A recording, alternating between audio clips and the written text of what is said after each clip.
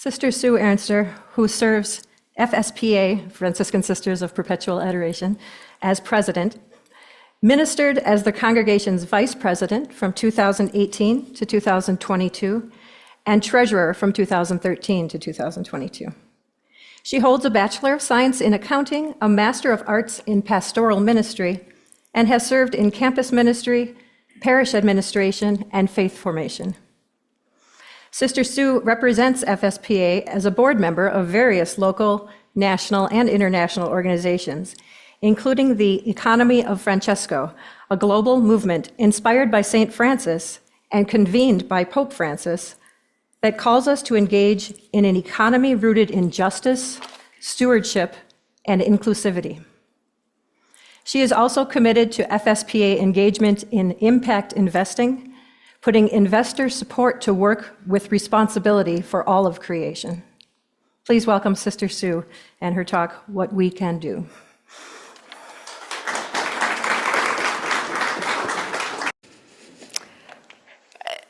First of all, thank you for the warm welcome and inviting me to speak with you today.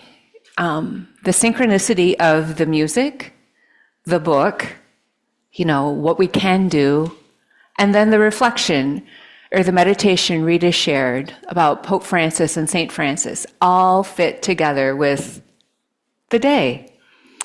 And I'm going to share a little bit about our journey towards land back or land rematriation of our property, which was Marywood in Arbor Vitae, Wisconsin in October of 2025. We actually celebrated on Halloween. Yes, Halloween. Take that however you would like to take that.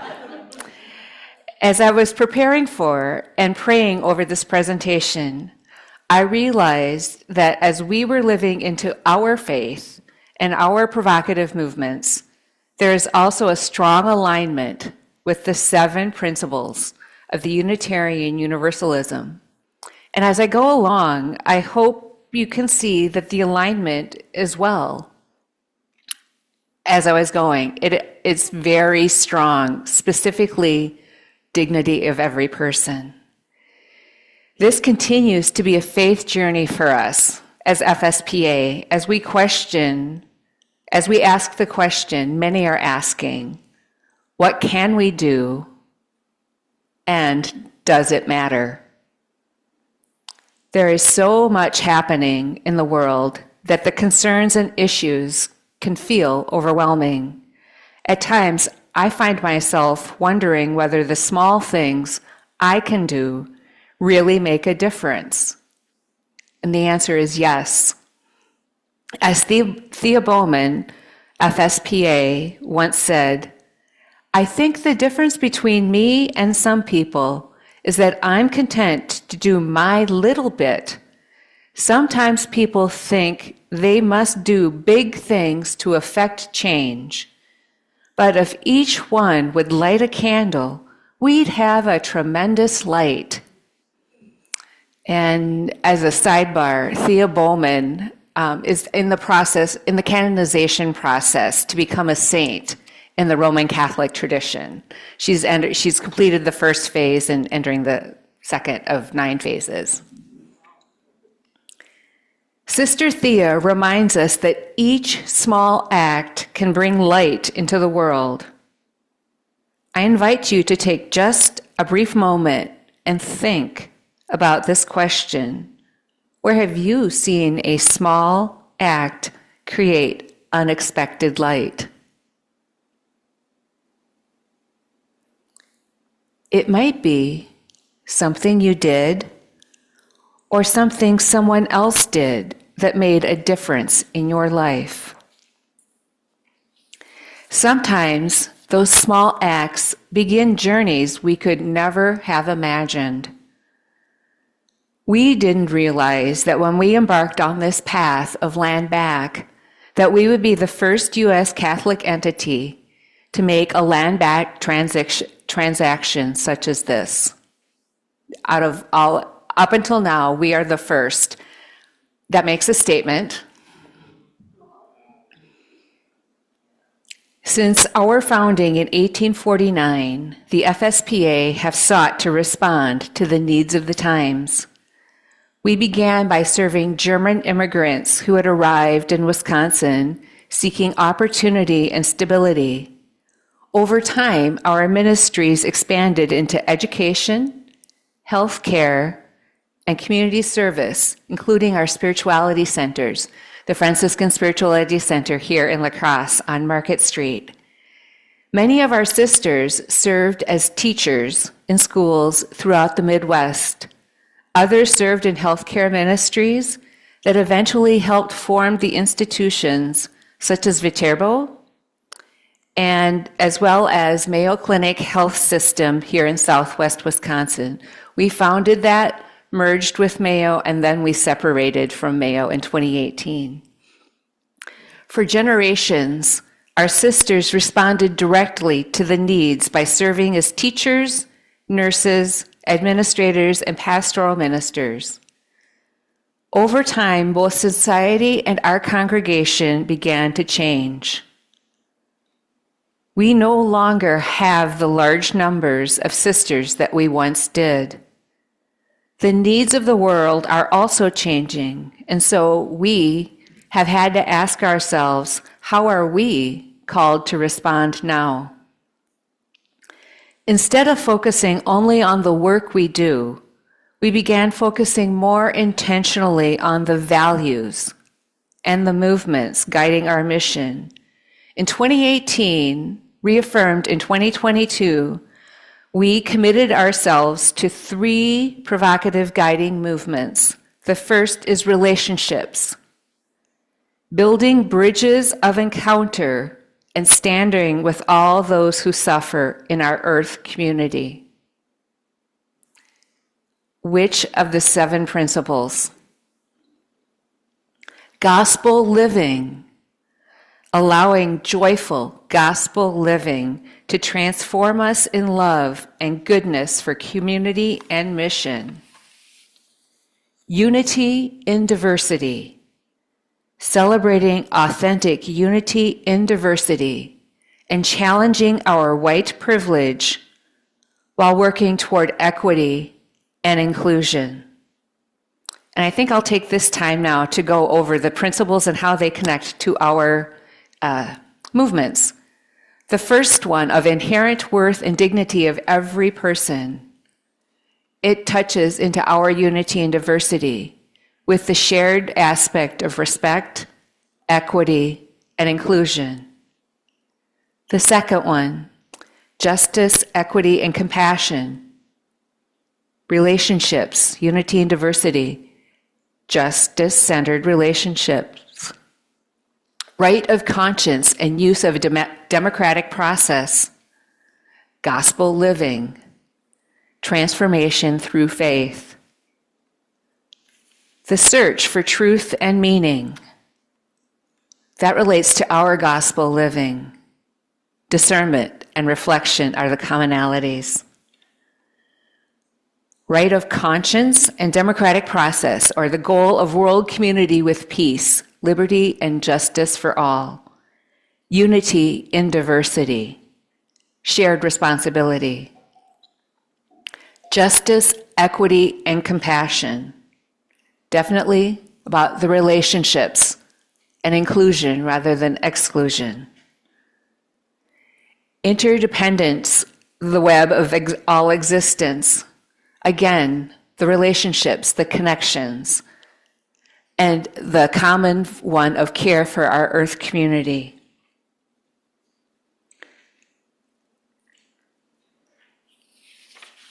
These movements help us evaluate our decisions and actions, much as, like the 7 principles, serve as a lens for you.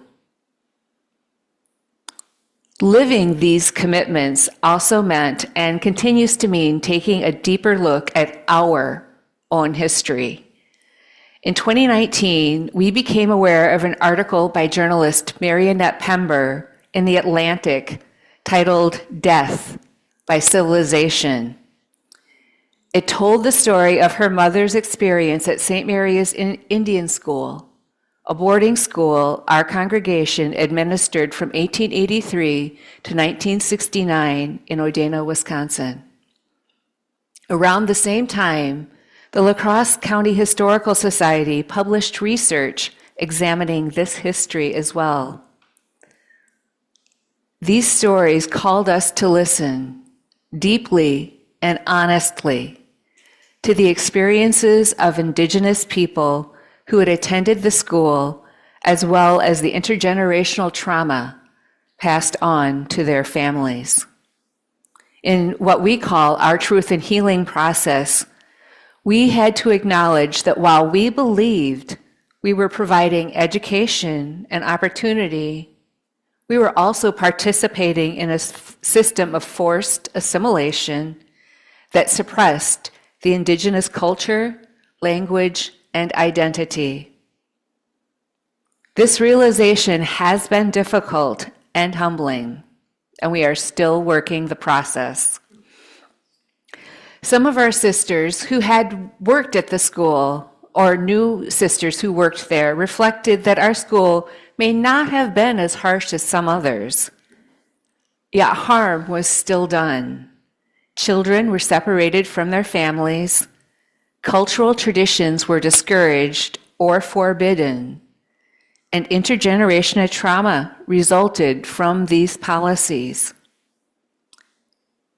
Listening to these stories without immediately defending ourselves or explaining our intentions has been a significant learning experience for us. And through that process, we have begun to realize that reconciliation requires more than acknowledgement.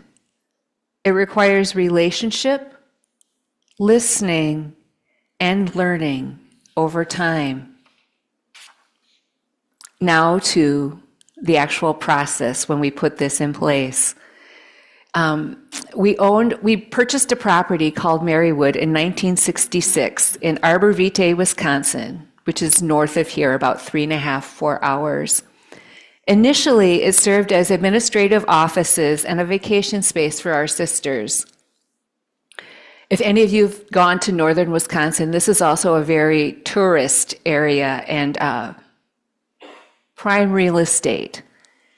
In 1992, this space became a full-time retreat center where people gathered for prayer, reflection, and spiritual renewal. Many people experienced healing and peace. After the pandemic in 2023, we, FSPA, undertook a study about the future of the property. Through prayer, reflection, and community conversation, we held several community meetings to gain input. It became clear that we were no longer the right caretakers for this space in order for the land and the space to flourish. Through our truth and healing work, we had also begun relationships with the members of the Lac Du Flambeau Band of Lake Superior, Chippewa Indians, the original caretakers of the land.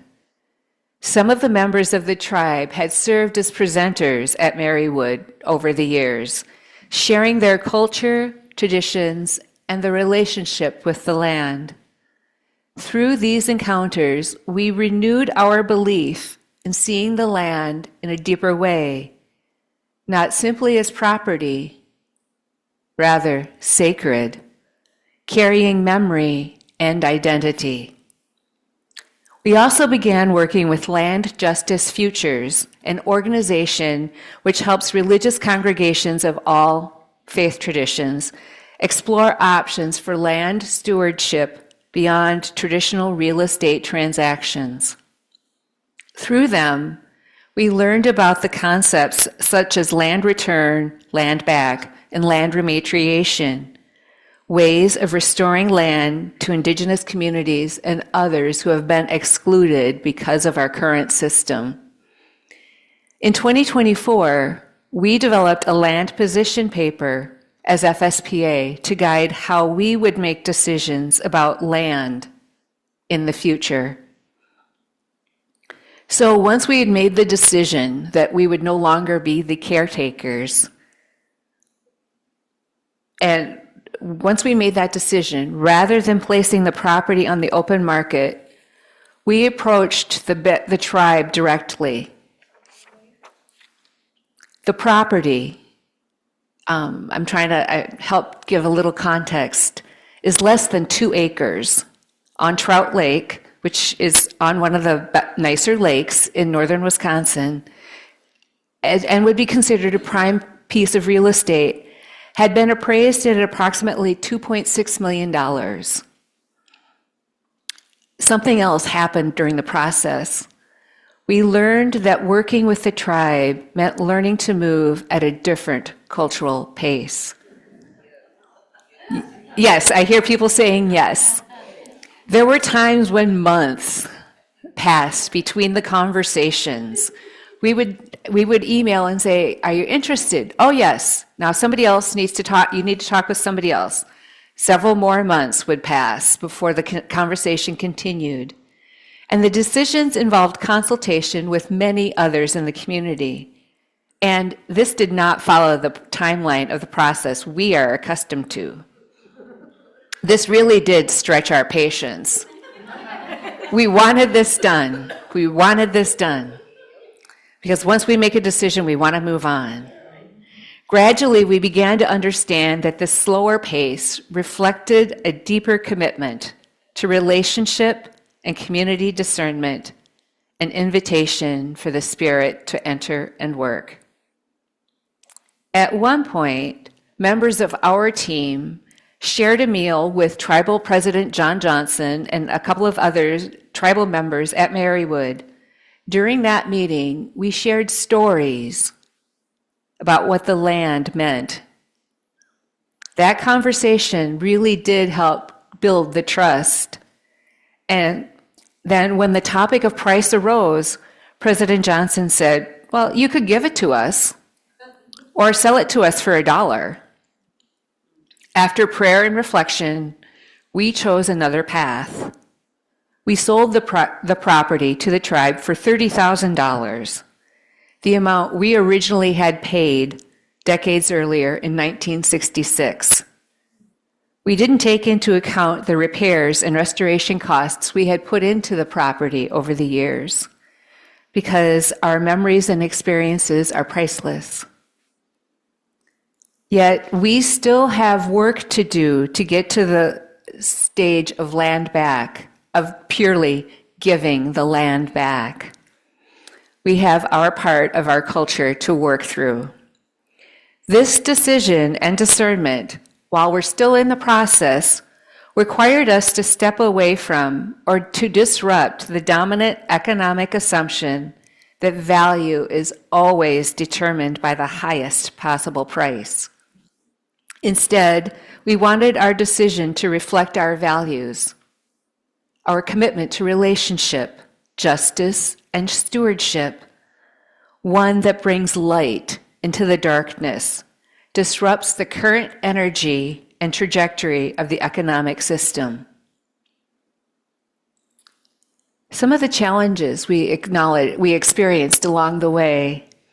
The tribe had mentioned their practice was not to announce any purchase of the property until the sale was made. We soon realized why. That isn't part of our practice. Well, not everyone outside of FSPA supported this decision of the transfer to the Lac Du Flambeau. Once the news was out and before the sale was completed, some neighbors approached us. Some of the neighbors, this is a small group of neighbors, vocal neighbors. They may have represented others, we're not sure. Contacted the Bishop of La Crosse and the Bishop of the Superior Diocese, concerned that we, FSPA, weren't following the process and really knew what we were doing.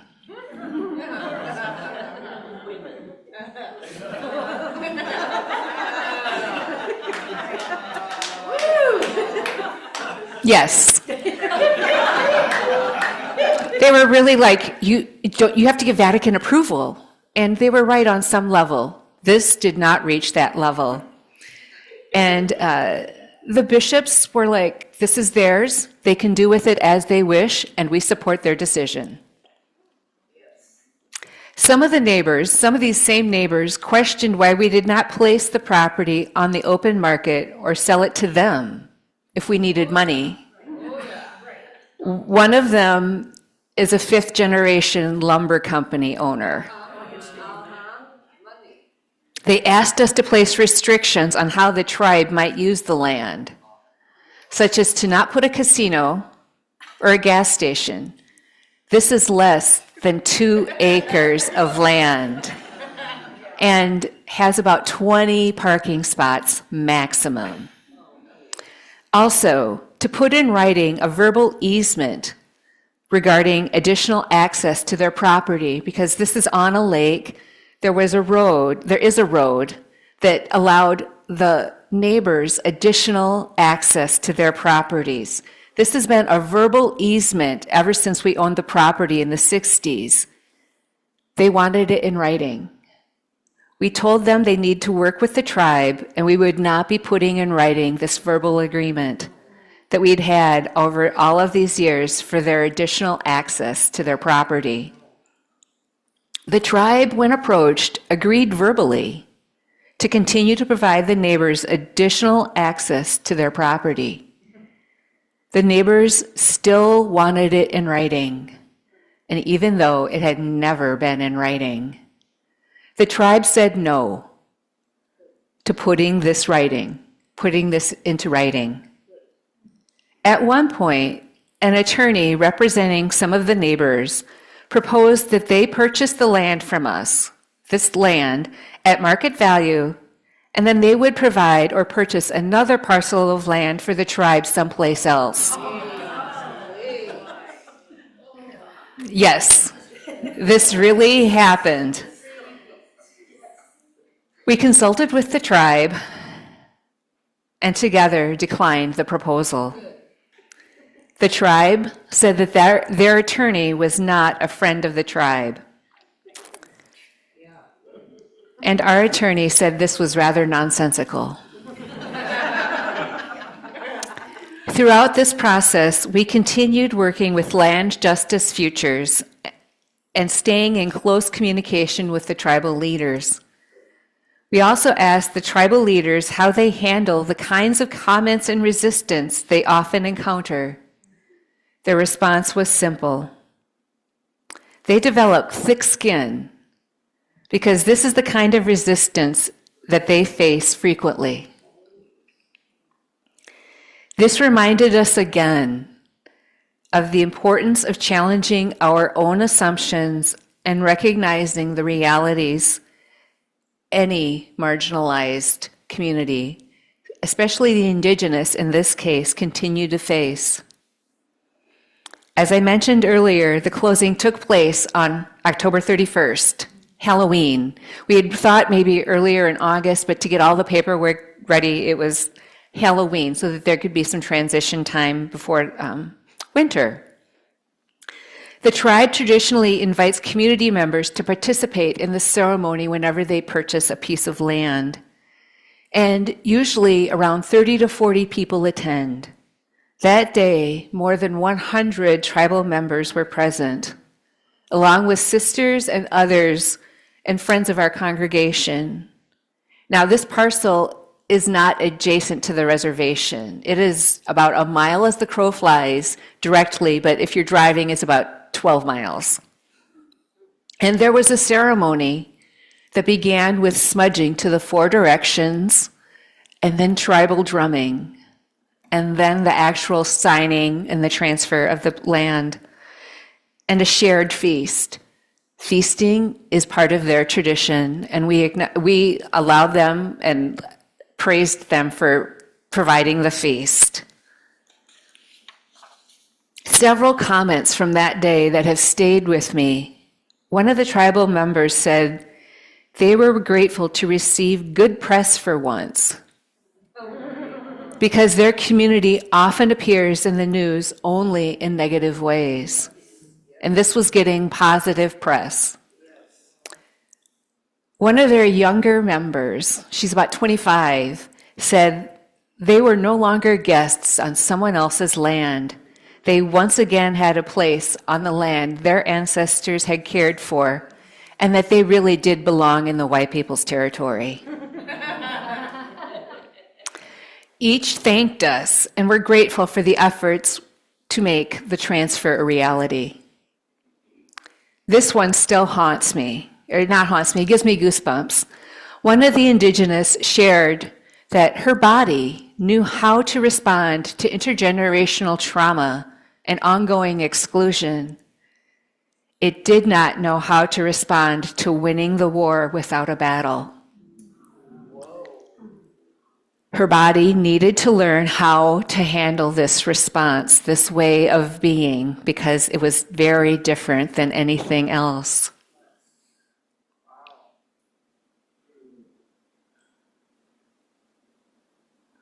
What might healing look like in places where relationships have been broken for generations?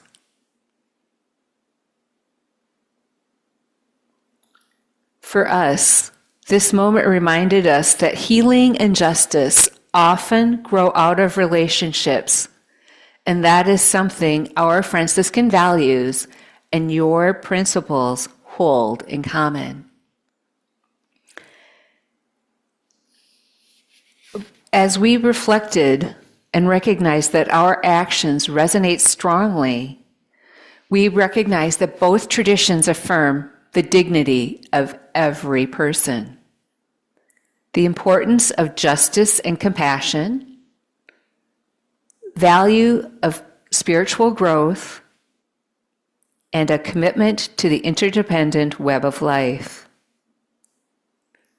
For us as Franciscans, and I believe as you all, reflects our belief that all of creation is interconnected and that we are called to live in right relationship with one another and with Mother Earth.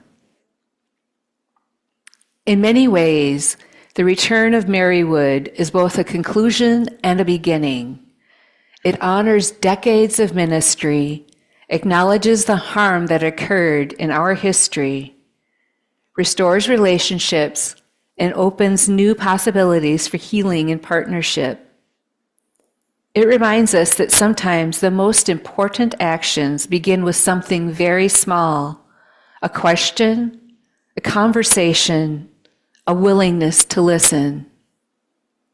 Perhaps the answer to the question, what can we do, is not one great action, but many small actions or lights. And if each of us lights a candle, together there will be tremendous light. This light, this action, is an example of breaking or disrupting the system that excludes people and creation. This is what we could do to witness our values, to live our provocative movements. Thank you for allowing me to be here today. And I know there have been questions about how are they using the space. When we had it as a retreat center, it was used mainly in the summers, because there are 5 buildings on this less than 2 acres of land, 5 cabins. And so people would go there for retreats in the summer.